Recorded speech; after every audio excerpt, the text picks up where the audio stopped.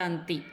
बाप दादा मधुवन से मीठे बच्चे, ज्ञान का सुख 21 पीढ़ी चलता है। वह है स्वर्ग का सदा सुख। भक्ति में तीव्र भक्ति से अल्पकाल क्षणभंगुर सुख मिलता है। थोड़े समय के लिए मिलता है, भक्ति से थोड़े समय के लिए मिल जाएगा। और ज्ञान से प्रश्न है, किस श्रीमत पर चलकर तुम बच्चे सद्गति प्राप्त करते हो? उत्तर है, बाप की तुम्हें श्रीमत है, इस पुरानी दुनिया को भूल एक मुझे याद करो। इसी को ही बलिहार जाना अथवा जीते जी मरना कहा जाता है। इसी श्रीमत से तुम श्रेष्ठ ते श्रेष्ठ बनते हो, तुम्हारी सद्गति हो जाती है। साकार मनुष्य की सद्गति नहीं कर सकते। साकार मनुष्य की सद्गति नहीं कर सकते। बाप ही सबका सद्गति दाता है, मतलब भगवान ही सद्गति दाता है। वो हर चीज का दाता है, हर चीज का सागर है। सर्वगुणों का सागर बाबा भगवान है, तो वही सद्गति दे सकते हैं। और गीत है ओम नमः शिवाय। थोड़ी सी मुरली सुनाती हूँ। ओम शांति है। बच्चों ने गीत सुना, गाया जाता है ऊंचे ते ऊंचा भगवान। अब भगवान का नाम तो मनुष्य मात्र नहीं जानते, भक्त भगवान को नहीं जानते। जब तक कि भगवान आकर भक्तों को अपनी पहचान ना दें, यह तो समझाया गया है। ज्ञान और भक्ति सतयुग त्रेता, ज्ञान की प्रालब्ध। अभी तुम ज्ञान सागर से ज्ञान पाकर पुरुषार्थ से अपनी सदा सुखी प्रालब्ध बना रहे हो। फिर द्वापर कलयुग में भक्ति होती है। ज्ञान की प्रालब्ध सतयुग त्रेता तक चलती है। ज्ञान का सुख तो 21 पीढ़ी चलता है। वह है स्वर्ग के सदा सुख, नरक का है अल्पकाल क्षणभंगुर सुख। यह नरक का सुख जो है, यह क्षणभंगुर का है, अल्पकाल थोड़े समय का है। यह जो बच्चों को समझाया जाता है, सतयुग त्रेता ज्ञान मार्ग था, नई दुनिया नया भारत था, उसको स्वर्ग कहा जाता है। अभी तमो प्रधान भारत नरक हो गया है।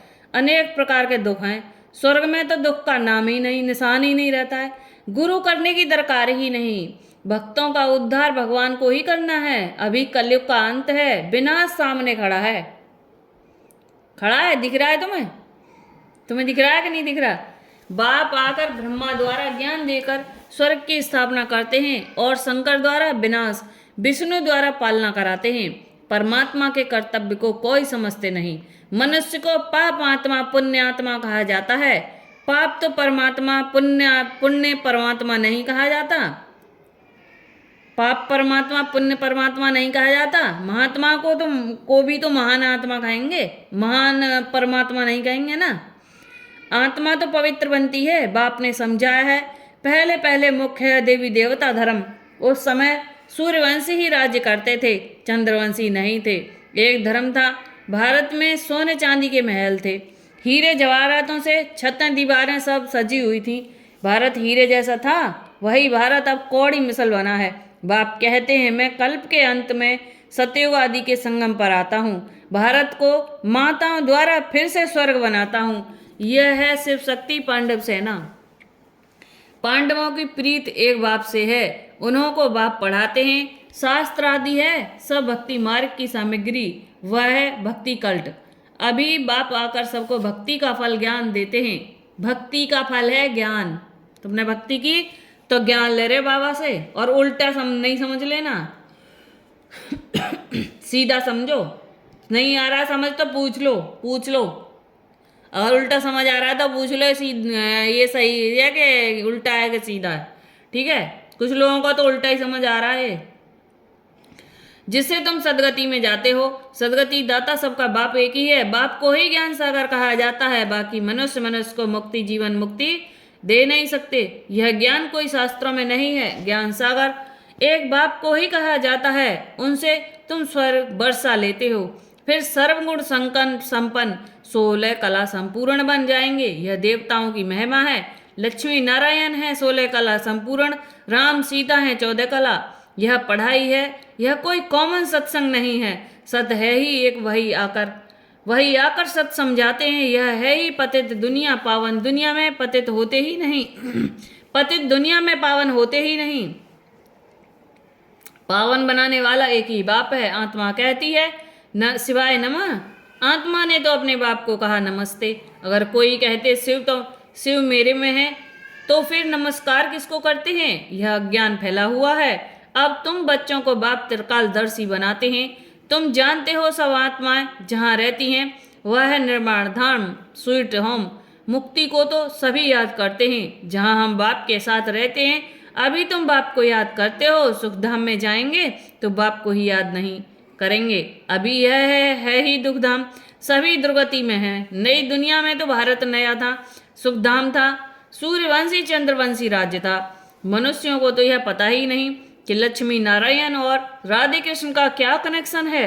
वह तो राजकुमारी, वह राजकुमार अलग अलग राज्य के हैं। ऐसे नहीं कि दोनों ही आपस में भाई बहन हैं। वह अलग अपनी राजधानी में थी, श्री कृष्ण अपनी राजधानी का राजकुमार था। उन्हों का स्वयंवर होता है तो लक्ष्मी नारायण बनते हैं। सतयुग में हर चीज सुख देने वाली है, कलयुग में हर चीज दुख देने वाली है। सतयुग में किसी की अकाले मृत्यु नहीं होती। तुम बच्चे जानते हो, हम अपने परम पिता परमात्मा बाप से सहज राजयोग सीखते हैं। नर से नारायण, नारी से लक्ष्मी बनने के लिए यह स्कूल है। उन सत्संगों आदि में तो कोई अहम ऑब्जेक्ट नहीं होती। वेद शास्त्र आदि सुनाते रहते हैं बाप के द्वारा। तुम इस मनुष्य सृष्टि को अब जान गए हो। बाप को ही नॉलेजफुल, ब्लिसफुल, रहम दिल कहा जाता है। गाते हैं, ओ बाबा आकर रहम करो। हेवनली गॉड फादर ही आकर हेवन स्थापन करते हैं संगम पर। हेवन में बहुत थोड़े मनुष्य होते हैं, बाकी तो इतने सभी कहाँ जाएंगे। बाप को सभी को मुक्ति धाम में ले जाते हैं। स्वर्ग में सिर्फ भारत ही था, फिर भी भारत ही रहेगा। भारत सचखंड यहाँ गाया हुआ है। अभी तो भारत कंगाल बन गया है। पैसे पैसे के लिए तो भीख मांगते रहते हैं। भारत हीरे जैसा था, अब तो कौड़ी मिसल है। यह ड्रामा के राज को ही समझाना। तुम रचयिता बाप को और उनकी रचना के आदि मध्यांत को जानते हो। मनुष्य गाते भी हैं वंदे मातरम, परंतु वंदना पवित्र की जाती है। परमात्मा ही आकर वंदे मातरम कहना शुरू करते हैं। शिव बाबा ने ही आकर कहा है, नारी स्वर्ग का द्वार है, शक्ति सेना है ना, यह स्वर्ग का राज्य दिलाने वाली, जिसको ही वर्ल्ड ऑलमाइटी अथॉरिटी राज्य कहा जाता है। तुम शक्तियों ने स्वराज्य स्थापन किया था, अब फिर से स्थापन हो रहा है। राज्य राम राज्य कहा जाता है। सतयुग को अभी भी कहते हैं राम राज्य हो, परंतु वह कोई मनुष्य तो नहीं कर सकते, है ना। ओम शांति। धारणा के लिए मुख्य सार हैं कुछ पॉइंट। बाप पर पूरा बलिहार जाना है। देह का अहंकार छोड़ योग अग्नि से विक्रम विनाश करने हैं। दूसरा पॉइंट, एम ऑब्जेक्ट को बुद्धि में रखकर पढ़ाई करनी है। बने बनाए ड्रामा को बुद्धि में रखकर सुदर्शन चक्रधारी बनना है।